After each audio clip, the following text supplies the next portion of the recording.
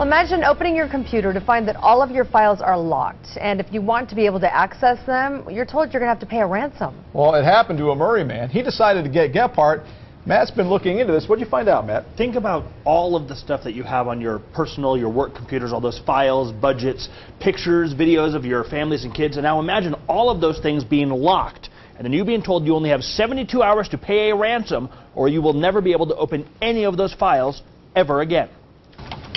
Darren Polson, who owns Prosecutive Landscaping, says he has had computer viruses before, but nothing like the one that hit his office a few weeks ago. The virus spread like wildfire, locking every single file on every computer in his office. None could be opened without a password. For us, not to be able to access those files, that's years of our data and experience. And Darren says this popped up on his screen.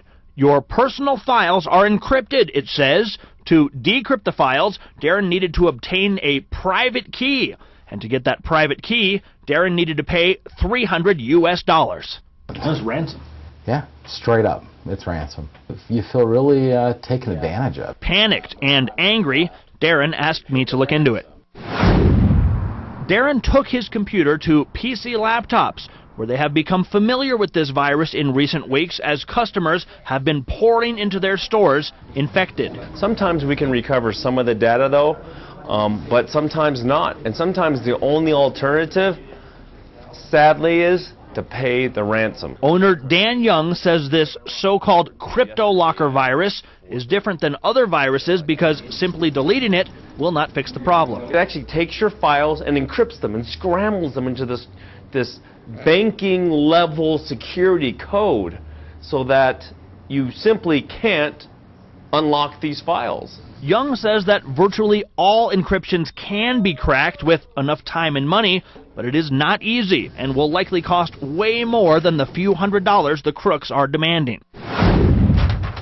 As for Darren, PC Laptops was only able to recover a few of his files, and he needs those files to run his business, so he sent the $300 ransom. I paid the ransom and we got most of our data back, about 90%.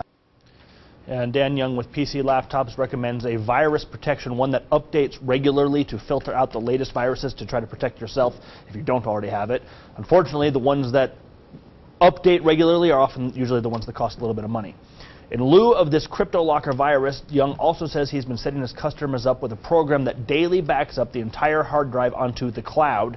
That way, if a machine does get infected, they can essentially hit a reset button and go back in time to before that virus had infected their computer. If you've got something you want me to investigate, give me a call, 801-839-1250, or you can email me, Gephardt@KUTV.tv. He was able to get all his files back, pictures of his kids before Thanksgiving and stuff, but it cost him $300. Hopefully it doesn't happen to others. He had to pay the ransom. He paid it and he got his stuff back. All right, Matt. Thanks. Matt.